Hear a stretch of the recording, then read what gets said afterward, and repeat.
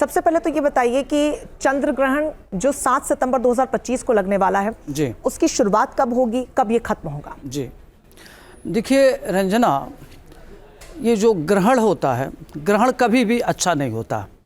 कहते हैं कि चंद्रमा मनसो जायते, चंद्रमा मन का कारक होता है। जब ग्रहण लगता है तो पूरे प्रकृति पर उसका बहुत ही गलत प्रभाव पड़ता है, आदमी की मन स्थिति खराब हो जाती है। तो ग्रहण का देखा जाए तो प्रभाव अच्छा नहीं पड़ता, और यह भारत के अतिरिक्त अन्य देशों में भी लगेगा। यह खगास चंद्र ग्रहण है, भाद्रपद शुक्ल पक्ष की पूर्णिमा तिथि को लग रहा है, और उस दिन पूर्व भाद्रपद नक्षत्र है। तो ग्रहण काल, कहते हैं कि ग्रहण काल कभी भी अच्छा नहीं होता। तो जब भी चंद्र ग्रहण होता है तो उसमें तमाम तरह की प्राकृतिक दुर्घटनाएं होती हैं। जिन जिन देशों में यह ग्रहण लगेगा वहाँ अंतर्राष्ट्रीय स्तर पर काफ़ी उथल पुथल होगा, भूकंप आएगा, दुर्घटनाएं होंगी, राजाओं के लिए खतरा है। जिनकी छवि बहुत अच्छी है उनकी छवि धूमिल हो सकती है। जिन प्रदेशों में, देशों में चुनाव होना है वहाँ की राजनीतिक की स्थिति बदल जाएगी, काफ़ी उथल पुथल दिखेगा। आर्थिक स्थिति बढ़ेगी भी घटेगी भी, शेयर का रेट काफ़ी घटेगा, सोने का रेट बढ़ेगा, क्रूड ऑयल का रेट घटेगा। आर्थिक स्थिति पर भारत सशक्त होगा। भारत की भूमिका बहुत महत्वपूर्ण होगी, क्योंकि जब भारत में जब ग्रहण लगेगा उस समय जो ग्रहों की पोजीशन होगी, कुंभ राशि का 10वें भाव में है, तो कहते हैं कि जहाँ ये राहु होता है चंद्रमा के साथ, राहु और शनि एक साथ बैठ गया, तो शनि को कहते हैं कि कुजवत केतु शनिवत राहु। शनि जिस भाव में बैठता है उस स्थान को अच्छा प्रभाव देता है। 10वां भाव लोकतंत्र का, सत्ता का कारक ग्रह है। तो यह भारत के लिए बहुत अच्छा है, भारत के राजा के लिए बहुत अच्छा है। भारत के राजा सशक्त होंगे, उनकी भूमिका और मजबूत होगी। जो इनके विरोधी हैं वो औंधे मुंह गिरेंगे, और इनकी भूमिका बड़ी ही अच्छी होगी, और अंतर्राष्ट्रीय स्तर पर इनकी महत्व बढ़ेगा। आर्थिक स्थिति सशक्त होगी, सुपर मिसाइल आयुध बनेंगे, और बहुत ऐसे साइंस में खोज होंगे, विज्ञान में खोज होंगे, चाहे वह मेडिकल का फील्ड हो, चाहे टेक्निकल फील्ड हो, हर फील्ड में भारत का चतुर्दिक विकास होगा। तो देखा जाए तो ग्रहण भारत के लिए अच्छा है।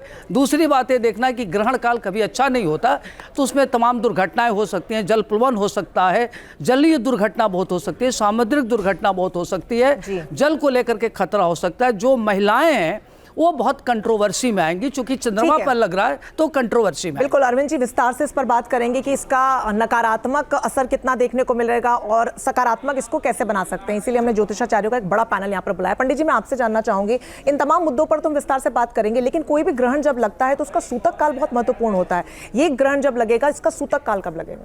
देखिए, ये जो ग्रहण है इसका जो सूतक काल है वो 9 घंटे पहले चंद्र ग्रहण का, और सूर्य ग्रहण जब भी लगता है तो उसका 12 घंटे पहले सूतक काल प्रारंभ हो जाता है। अब सूतक काल के अंदर हमें कुछ खाना नहीं बनाना चाहिए, शास्त्रों के अनुसार उसको शुभ काम नहीं करना चाहिए, मंदिरों का रखरखाव नहीं करना चाहिए। जो भी महिलाएं देख रही हैं, खासकर गर्भवती महिलाएं, तो गर्भवती महिलाओं को वाहन नहीं चलाना चाहिए, क्योंकि वो थोड़ा अच्छा नहीं माना जाता है। और गर्भवती महिलाओं को सोना भी नहीं चाहिए, ये शास्त्र में लिखा हुआ है। और साथ ही साथ नाखून नहीं बनाना चाहिए, तेल नहीं लगाना चाहिए।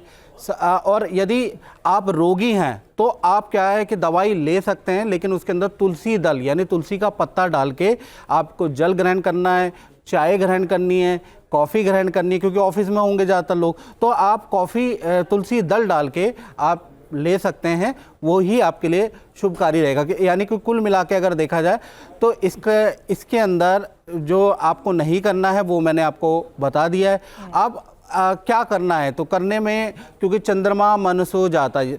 जो चंद्रमा होता है मानव का मन होता है, और मन के हारे हार है और मन के जीते जीत। अगर आपका स्थिर है तो आपने जग जीत लिया। तो ऐसे में ओम सोम सोमाय नमः, ओम चंद्र चंद्रमसे नमः, यानी कि चंद्रमा का जितना जाप आप कर सकते हैं उतना अच्छा आपके लिए उस समय पे रहेगा।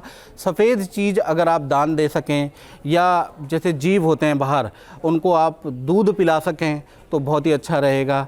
सफ़ेद चीज़ दान दे सकें तो बहुत ही अच्छा रहेगा।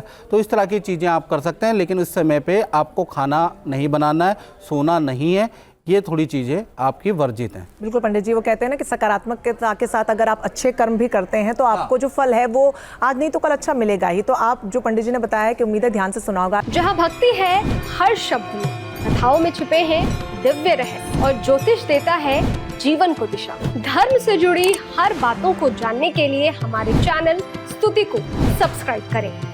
चैनल पर जाने के लिए इस लिंक पर क्लिक करें।